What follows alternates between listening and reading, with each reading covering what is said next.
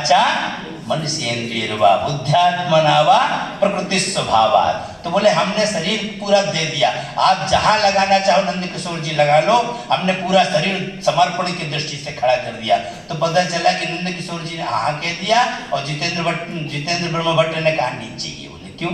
बोले तेरे शरीर का समर्पण केवल नहीं चाहिए, साथ में वाणी चाहिए। वाचा संगठन वाणी से आता है, वाणी द्वारा जना दूरम गच्छन्ति और वाणी द्वारा जना समीपम आगच्छन्ति। संगठने मूलम अस्ति वाणी, यदि वाणी नियंत्रितम अस्ति तभी सर्वम सम्यक अस्ति। नहीं तो आप कुछ बोलना शुरू कर दो, हमने कहा भाई तुम क्या कर रहे हो, हमने शरीर का समर्पण किया है महाराज, वाणी का नहीं किया है। वाणी में आप कुछ भी कर सकते हैं। तो बोले नहीं, वाणी समर्पणम द्विधा समर्पणम। बोले ठीक है, अच्छा दोनों दिए, दोनों में? बोले नहीं।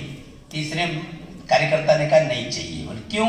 बोले अभी दो समर्पण है आपका, आपका मन समर्पण चाहिए। मन नियंत्रणम, आपका यदि मन नियंत्रित नहीं है, आपका मन में ही कंट्रोल नहीं है, बैठे यहाँ हैं और घूम आप सूरत में रहे हैं और वहां पर जाकर के सूरत में जाकर के और चल रहे हैं, मुंबई में चल बैठे यहाँ है, मन कहीं और पहुंच गया है आपका। क्योंकि मन का वेग वेदांत कहता है कि मना चंचलायते कृष्णा, विद्युत से 10,000 कोटि अधिक वेग मन का है। इधर आपने बटन दबाई, उधर बल्ब जल गया, कितनी जल्दी जल गया पता ही नहीं चला। इससे 10,000 करोड़ वेग ज्यादा बताया गया है शास्त्र में मन का, और आपका मन यहाँ बैठे आप तो कहीं और है। तो मन नियंत्रणम, मनुष्य अस्माकम नियंत्रणम अस्ति वा, मन पे अपना साधकता चाहिए। तो मन समर्पणम, कायेन वाचा मन। तो बोले अब अच्छा तीनों चीज दे दी, अब ठीक है? बोले नहीं ठीक है। क्यों? बोले इंद्रियाणाम समर्पणम, आभ्यंतर इंद्रिया बाह्य इंद्रिय। आपने इंद्रिया के अनुसार संगठन में काम करना शुरू किया क्या कि आपकी दृष्टि कुछ और कह रही है तो मन कुछ और कह रहा है, अंतःकरण की इंद्रियाएं कुछ और कह रही हैं, बाह्य इंद्रियाएं कुछ और कह रही हैं। ये नहीं चलने वाला। आपकी आदत है कि मैं प्रतिदिन शाम रात्रि में दूध पी करके ही सोता हूँ, और पता चला संगठन के बारे में गए वहां पर दूध मिला नहीं, चाय भी नहीं मिली। अब क्या करोगे? इंद्रिय है, बिना माने खाए मानेगी नहीं हो। स्वाद इंद्रिय, स्पर्श इंद्रिय, दृश्य इंद्रिय, कई प्रकार की इंद्रियां हैं। तो इन पे नियंत्रण होना चाहिए, तब कहीं जाकर के आपका इंद्रिय समर्पण। बोले ये भी कर दिया, इसको भी ले लीजिए। बोले नहीं, इनको सबको चलाने वाली बुद्धि है। आपने सब दे दिया, बाद में कह दिया ये बुद्धि नहीं देंगे आपको, बुद्धि का समर्पण नहीं करने वाले। तब तो बुद्धि समर्पण, अंत में आत्मा समर्पण। तो आत्मा समर्पण नहीं करनी, आत्मसमर्पण। बोले क्या करना संगठन में? तो आत्मसात करना। आत्मसात कथम भवेत? तो रामकृष्ण परमहंस जैसे आत्मसात होना चाहिए। रामकृष्ण परमहंस की कहानी हम जानते हैं कि एक वाटिका में बैठे थे उद्यान में, और वहां पर अचानक उनके मुख से ध्वनि आई, क्रंदन ध्वनि। इस तरह की, जैसे मान लीजिए जिस संबंध प्रेम प्रीति जहां होती है वहां पर व्यक्ति, जैसे मैं अभी बोलते बोलते गिरने का ये करूं इस तरह का, तो कम से कम 10 लोग उठेंगे और 10 लोगों को मुझसे आवाज आएगी ये, और 10 लोग उठ के भागेंगे, पकड़ नहीं पाएंगे, सामने वाला गिर जाएगा, लेकिन दूर से आवाज आ जाएगी ये।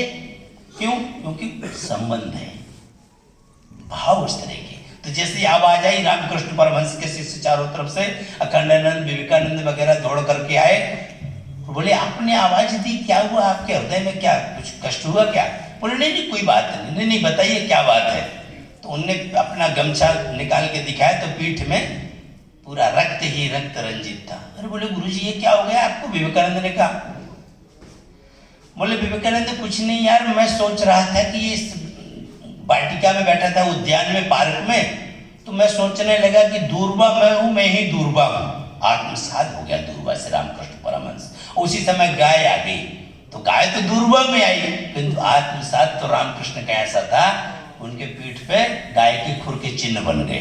तो मैं संस्कृत भारतीय हूं और संस्कृत भारतीय मैं हूं। स्वामित्व भाव यदि हमारे मन में है तो आत्मसात होता है। आत्मसात का समर्पणम यदि अस्ति चेत उत्तमम। यदि आत्मसात हो नास्ति तो बोलते कुछ भी रहो, चरित्र में नहीं दिखने वाला। किंतु हम जो संस्कृत भारती, जहां जहां पर हम हैं, हमें देख करके संस्कृत भारती समाज मानता है। अब आप कैसे हो, आपको देख के समझ जाएगा कि आपके अंदर संगठन कैसा है और आप संगठन में कैसे हैं।